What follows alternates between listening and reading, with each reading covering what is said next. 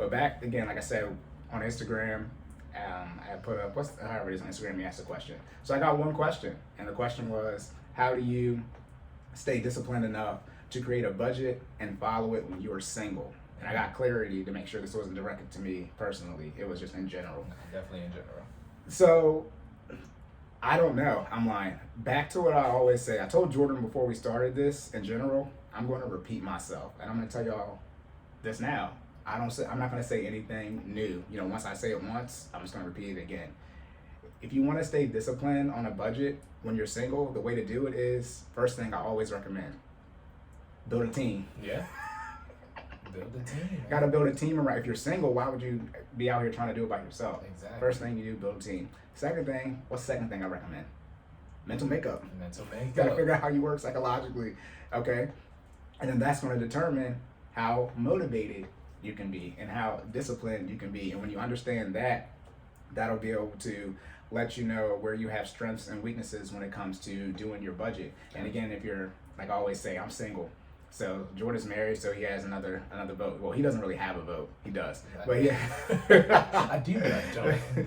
But when you're single, right? We have I have a budget meeting, but it's just me. So when I'm ready to make a decision, all in favor say aye. I say aye, and the decision is made, right? So for those who are married, you gotta have that little squabble about what you guys. It's less of a squabble. It's more like a conversation, but it's one of those ones where like one doesn't equal one. Like if you're a husband, your one is less than her one. Okay? Right. It's some number. What's yours is hers, and what's hers is hers. Right. Yours is ours. But you don't have nothing. Right. That's not true. But that's just how it ends up working. Right. Happy wife, happy life. Yeah.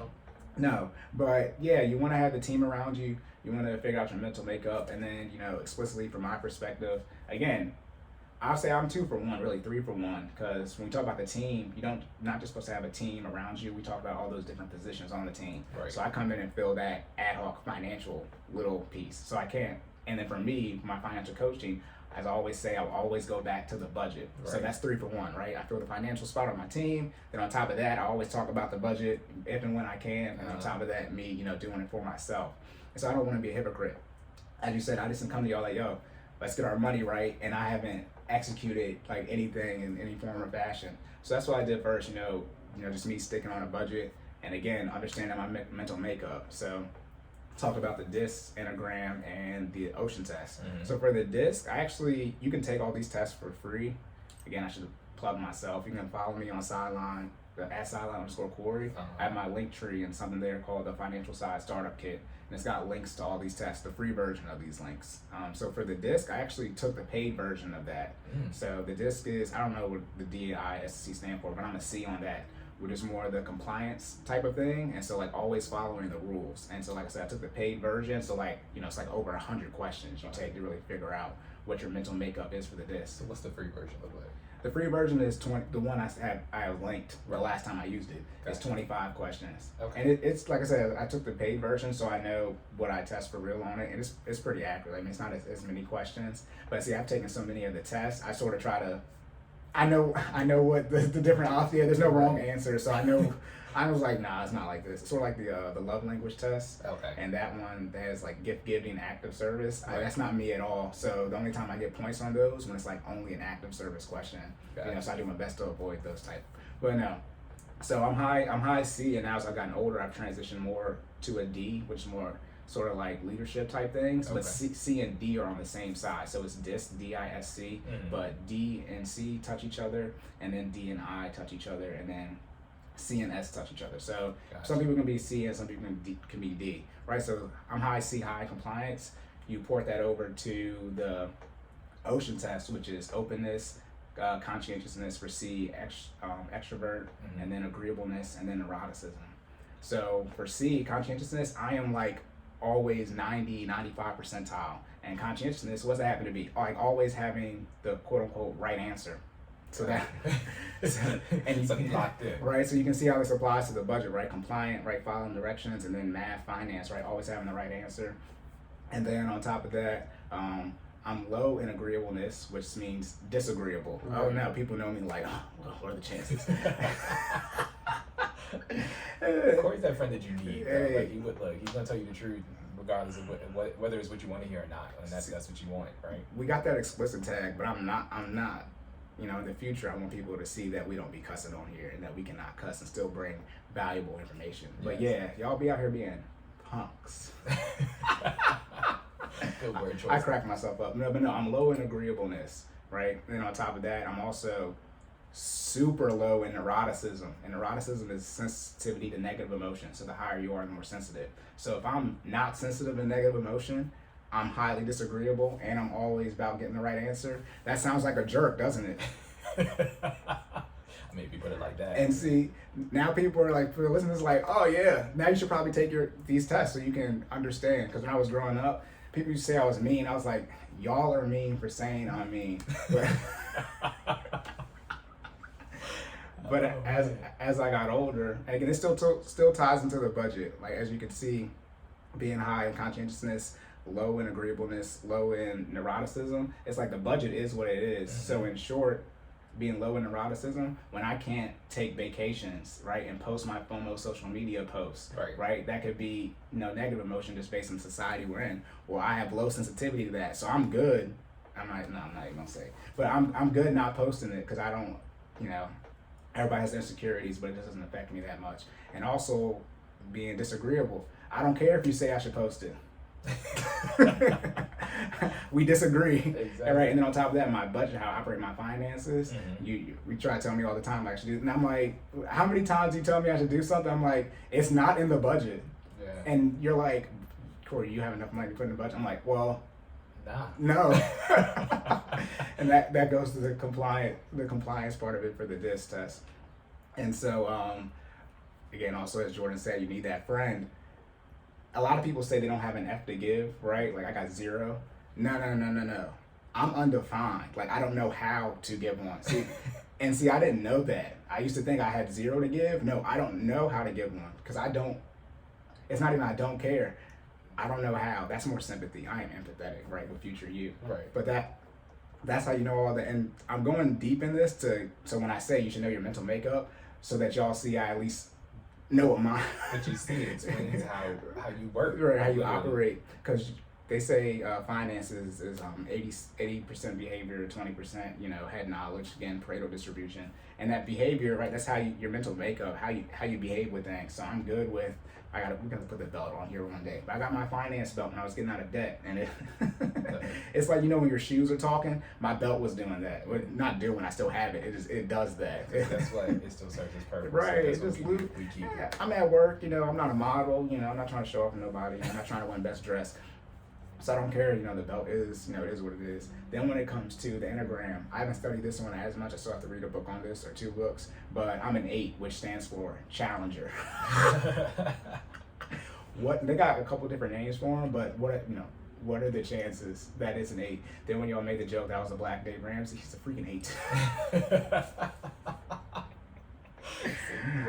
Oh my goodness. So 8 Challenger, again, they all say, high in compliance, things like that. Now again, just like I said with the DIS, you can bleed over to certain ones. So same thing with the ocean is 5 different things. So you're just really ranking on a scale. Right. But same with the Enneagram, you're like one thing, say I'm an 8, and then I think it goes to 2 and 4. Like you're also like 2 other things, depending if you're in a stress situation, in a positive or negative situation, you might flip to another thing, which is important too, because when it comes to handling your finances, depending if you're in a low or high stress situation, you need to know your mental makeup and how you're going to conduct yourself. And the same thing with the team. Your team should know that too. That way, when they're helping you with your finances, they can see, because they're going to be less emotionally involved than you are. Not that they don't care, but it's not going to be like when you're actually having to make the purchase. They'll be like, this is coming down the pipe, and you might want to look out for this.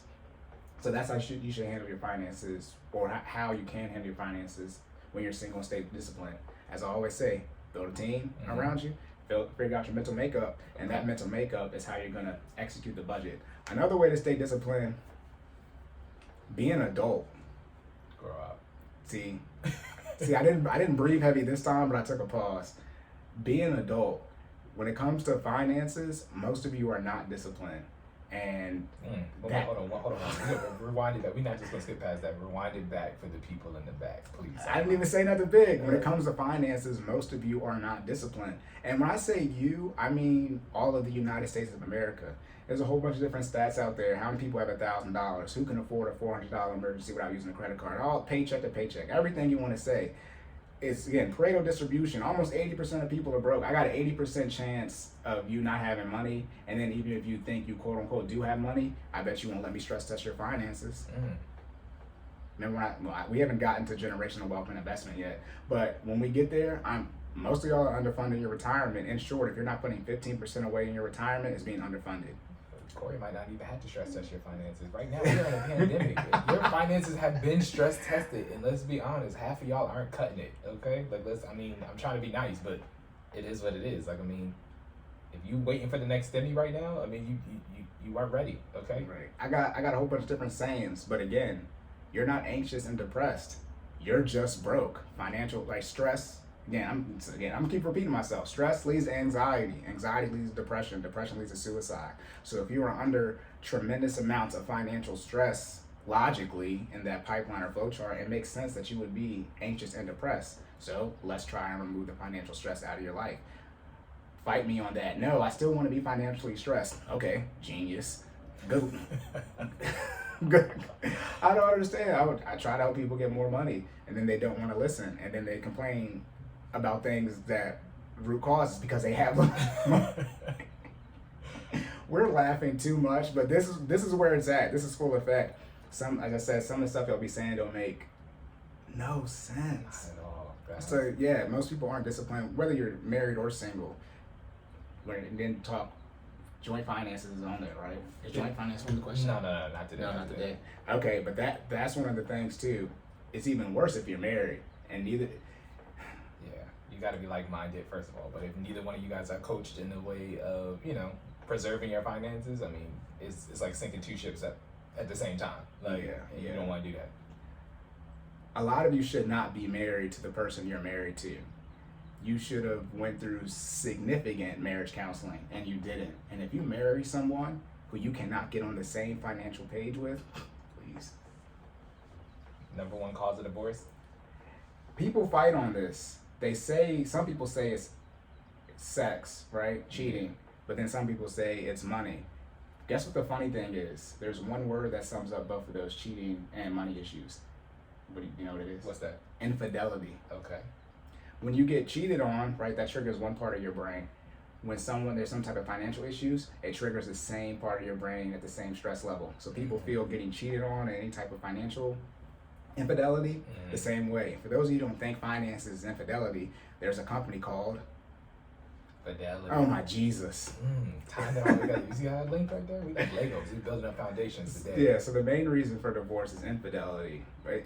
In any kind, however you want to slice it. And if you get married to someone and y'all can't come together on your finances, boy, we'll save that for later though and go into that when we get to joint accounts. Got you. Right. All right. So but are you good? I got a couple questions. You have a couple questions. Yeah. I mean, that's good on discipline. I mean, again, your team and your mental makeup, and really, a lot of people set goals that's what I said from the finance standpoint. You do from fitness standpoint. Who cares what Jordan and I want you to do? What do you want to do? And then we'll help you figure out how to achieve that. And then when you don't achieve it, guess whose fault it is? Yours. There's gonna be a lot more pausing because we want You ever seen Dora the Explorer when she asks you a question and she just kind of wait? Yeah, that's what we on today. Or give you guys a chance to pause it, and really take this in and think about it. All 25 of you that are listening to it, shout out to y'all. Okay. But hopefully we'll be at 30 next week. Yeah, 30 next. But honestly, set your own goal, and that's what I did with the finances. When we get into that investing in generational wealth, because I love talking about offense and making money. Well, I'm about to. Right. Like I said, I got a lot of married men gonna be upset when we start talking about investing and like actually having money. Y'all don't even want to know how much money it takes to do that stuff, just off of what you want to do. But we'll save that for later. That's a whole thing. That'll be one episode, and I'll make it very clear when we're gonna do that. Gotcha. But that's one thing. So yeah, that's good on discipline. When you make a decision, like I do, my mental makeup. I know when I make one, I'm gonna do it because that's how I work. Yeah. For those of you who aren't wired that way, gotta have a team around you that can help you. Accountability partners. I think I know what my personality type is, but I should probably officially take the test. Just Right. so See, what you figure it out. shouldn't have done is said that you haven't took it yet on the podcast, and now I feel embarrassed. That's I'm not joking. look. You already told me that on the phone. It is. Oh no, It no. is what it is. I'm like, keep it Right, 100. keep it 100. I say that sometimes. I'll be like, you be like, I think I know. Like, no, make me feel good. Let everybody know my coaching just doesn't help you. You're also going to retain the information. So make me proud. Make me proud. No, but yeah, that's it. Season